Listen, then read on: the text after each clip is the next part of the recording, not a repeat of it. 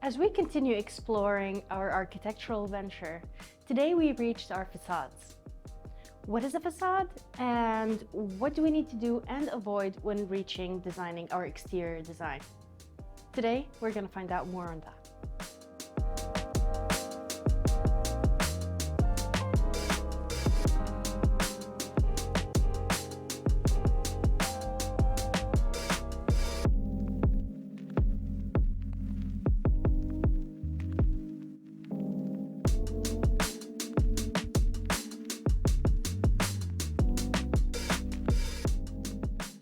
So we've been going on our architectural construction venture, and it brought us here today. We have already finished our floor plans, we've done our design, and now we reached our facades and the exterior design. Can you tell us more? Is it just aesthetical? What do you mean by exterior design? So exterior design is the first thing you look at when you go home. It's how we present your building for everyone outside, including your neighbors and the neighborhood. And it's so important, and in my belief, it's even more important than interior design because it's there to stay, and it should influence the interior design. While the interior design might change every few years, the exterior is fixed, so you should probably take care of it properly in the beginning. Right. So exterior is basically what everybody will see, what the city will have, and it reflects around us, correct? True. Is there things we should use, things we should avoid? Like, how can we go at it? So we could talk about financial and budgeting efficiency, which is you might want to use something like a Sigma paint, which is widely used here in Kuwait. They come in all varieties and colors and textures to imitate whatever you're trying to create. Yeah, I've seen some purple and Yes, pink ones. yeah, I know. Quite wild. I know. The good thing about it, it's fairly cheap and really fast to implement.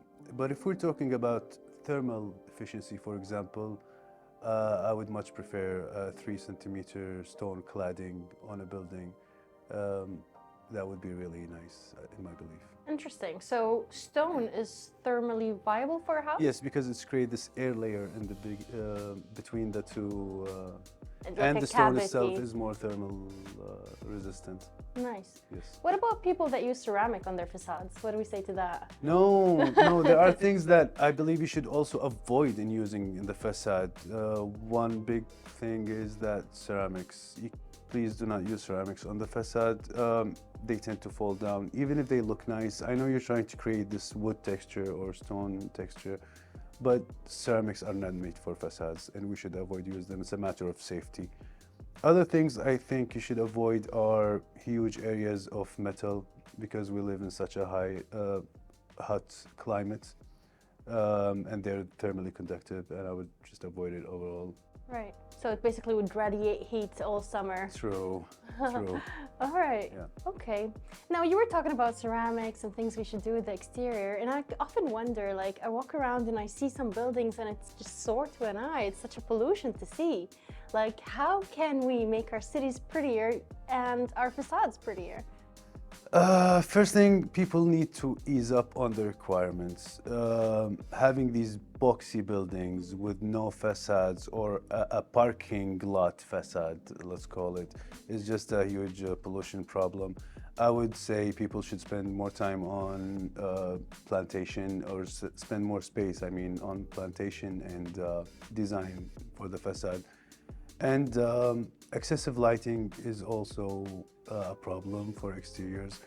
I don't mind a lot of dim lights, but having one really shiny house in a dim area is just too much. Yeah, I've seen some around and they're like Yeah. a party I know, happening, I you know, know. they're It's so true. out there. That's true. So, you know, when we're talking about the facades and how people look at buildings and all of that, I sometimes feel like I'm looking at a house and I can guess the personality of the owner, you know? It's like, it feels like this house is reflecting the personality. Is that accurate? It is kind of. So if we talk about personality requirements, for example, it's just another type of requirements that we need to go through. In the beginning of the design process, we usually get into functionality, so function follows form, and then we get into the comfort zone, and then we get into design and beauty. By that time, the architects usually have a much clearer idea for the client's tastes and preferences. That's why probably why you think this house really reflects the personality of the owner. Yeah, it's kind of like a long process that's stretched out over sometimes a couple months or 3 months just to get it right. We're talking about taking 3 months for the facade. No, just for the overall design, which is function, comfort, and then we go to aesthetic. Yeah, that's pretty much it. Nice, that's good to know. Form follows function. Yes. Some people say function follows form, but that's a whole discussion, right? Yes. All right. So that gives you an idea about what you need to take into consideration when you're designing your facade. Please keep in mind, when you're designing your facade and your exterior, it's for the whole city and everybody will be seeing it. So please take care of it.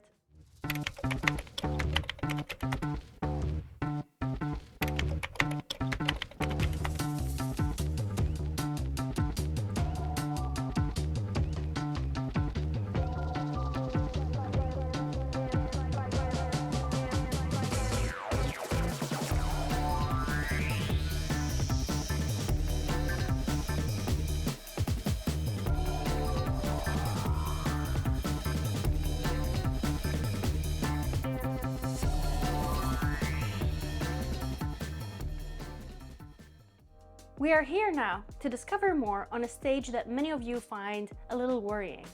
We're talking about structural design. Structural design can be a little stressful for many of you simply because of lack of coordination in many aspects. We're going to find out more on these aspects and means to mitigate it with architect Saeed.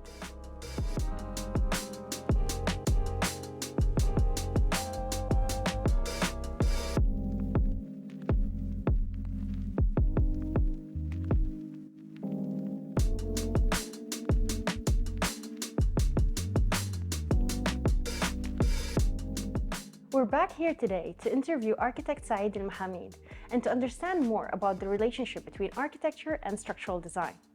I just got to mention, architect Saeed was actually my mentor in my very first internship 13 years ago.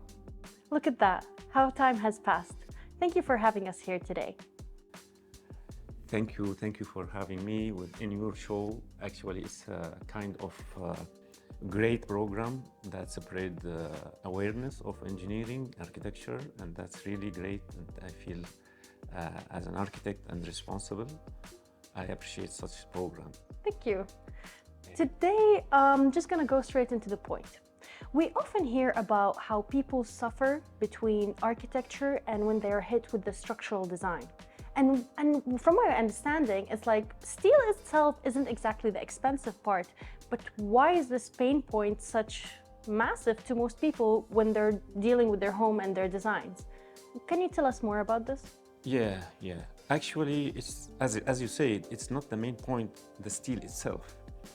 First of all, let's say the good structural engineers or talented or creative will put the minimum required for the houses.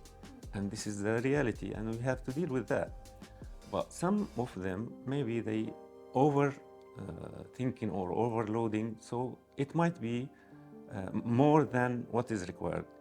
But also the main issue is to make a coordination between architectural design and structural design. And this kind of coordination will reduce any extra structural element or steel or whatever by doing this kind of coordination. And coordination also with the MEP, which is the mechanical and electrical, like AC opening, AC duct, drainage, water supply, electrical sleeves.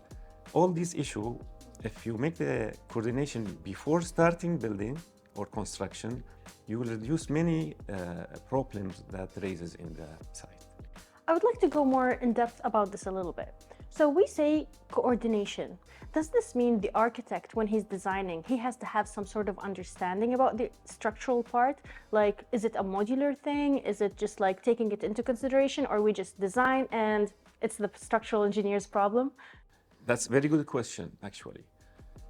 Any architect, for the main core of his interest as an architect, he has to know about all these services, at least the minimum required. Like he has the feeling of structural, he has the feeling of MEP, mechanical, electrical, like that. And when he put his first concept, I suppose, or I advise, to make a consultation with these other engineers, like structural, they call it concept design in architecture, then they separate it to, or they deliver to structural, electrical, mechanical, to give him the main requirement for their design. So he will take it in consideration when he make his design. And this will reduce the problem that will be shown or raised in the site. Right. Is that why structural engineers are always afraid of architects? Somehow, Yeah. when architects dream so much, Right. so that they will make it hard for structural engineers. But some of them, they would like that because it's a challenge Right. for structural Yeah, engineers makes to, their brains think. to do new things or challenging things. Right. So let's just go a little further with this topic. On an architectural aspect, there's a famous quote that says, "Form follows function." Right? Is this like related to this topic we're talking about, or how does this relate to us? Actually, this is one of the most important quotes in architectural history. Right. I guess Robert Venturi in '60 who said that. One of the OGs. Yeah. And that one really related to some schools of architecture, that forms follows function, Yeah. or the opposite, functions follow forms. It's also valid. Yeah, Yeah. it could be. So from my point of view, there shouldn't supposed to be a form related to anything, because forms is kind of invention, creativity. I mean, but there is something here. For example, the kind of the building. Let's say a villa. Yeah. The size of the villa gives us the environment or what is typical in our mind. But the shape itself, I mean, it could be anything, like Zaha Hadid, for example. Right. She never cared about any Yeah. structural design. Structural She just goes wild. typical shape. Right. Yeah. So that's it. Very good. So while we're on this concept and the architecture, let's go a little more and talk about engineering consciousness. Is this kind of like part of the whole structural, architectural, mechanical? What is it exactly? This is one of the most important expressions that I respect and I would like to separate in the common sense, I mean. The engineering consciousness or awareness. And your program or show, I guess, it's kind of helping in this It field. is meant for that. Yeah. When you go buy anything, like shirt, for example, you will think about it. What's the color, what's the model, whatever. So how about when you want to build a house, which is very complicated and costly? So you have nothing about it. You need to start getting knowledge about what is the process, what is the needed requirement, your needs first. What do you need from this house? How many kids you have? How is your lifestyle? These kind of factors has to be clear in the mind of the person who wanna go and The end user, let's say, the homeowner. so the professional from my side of view, or the Society of Engineers, for example, or any kind of ministries or whatever, they're supposed to separate this kind of engineering consciousness in a simple way that anybody can read something or search about something, he will find it, how to make the process, what's the expected steps, stages he will pass to. So he will build his own consciousness or awareness about the building or construction. Many people just go to social media and look up influencers and see what they're talking about it. But I guess like having a set of rules to kind of say like this is how you build isn't exactly, you know, there, let's say, right? Actually, this is what I'm talking about. There's supposed some like professional make such a kind of paper or whatever guidance or sites or something like that to help people to understand their needs and their expectation from their houses. And therefore, once people have this kind of awareness, it will reflect on their home, then it will reflect in our city, and then it will reflect on all of us. For sure, that's true. All right. I guess thank you so much for having us. This has been insightful, and we look forward to seeing your works. Thank you very much, and thank you for your program. I really appreciate it. Thank you so much. Thank you. I hope this has been beneficial to you, especially when it comes to a scary part like structure. Next time, we're going to be talking about things you need to do prior to signing with a contractor. Stay with us.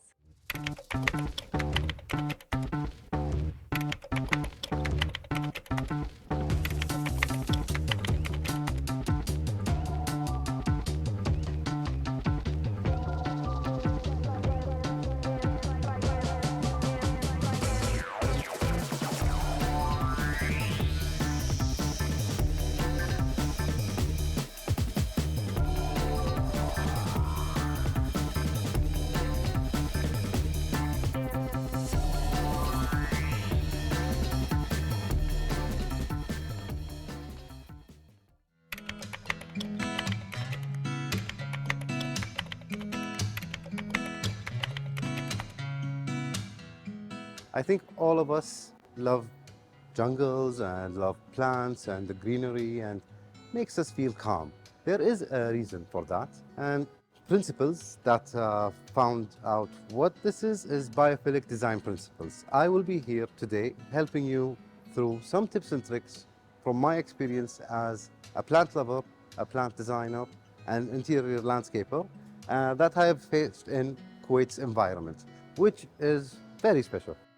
Being in Kuwait dictates that we're always in air-conditioned environments, and that although we would assume that there is a long day, we do have heat insulated and UV limiting windows. Hence, the plants don't actually get the full spectrum that they need. So I'm gonna give you some tips and tricks which you keep in mind when you research online.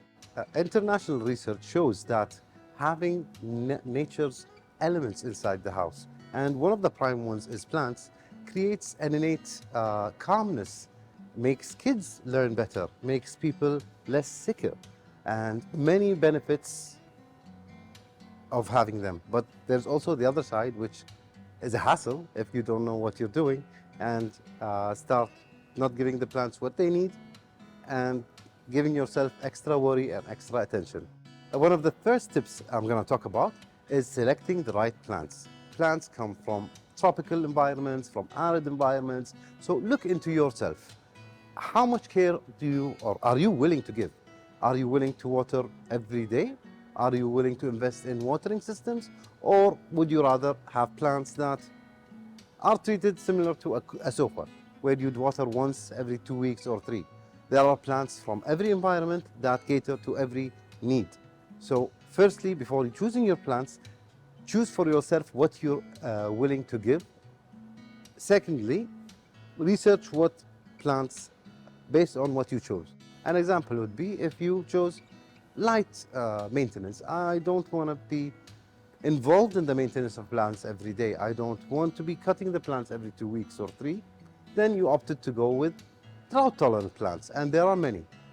Spathiphyllum, there is spider plants, there are sansevierias. So a simple research of drought-resistant indoor plants and low-light plants would give you many plants that are very cheap and available in a nursery near you.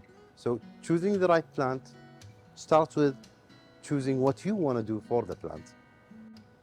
If you want to go into the tropics and equators and flowers and blooms, then be ready to invest in lighting, invest in temperature control, invest in time and learning experiences.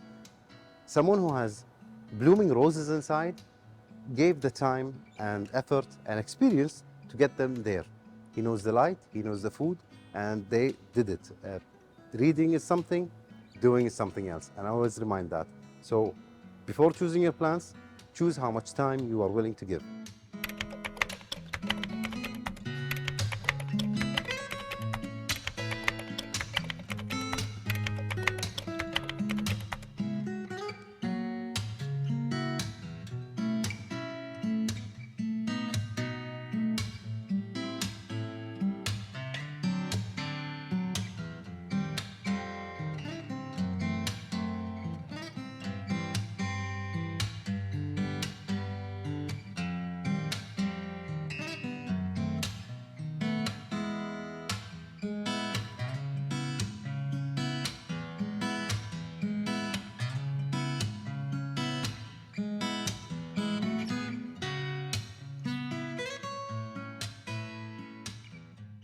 Maximizing light exposure.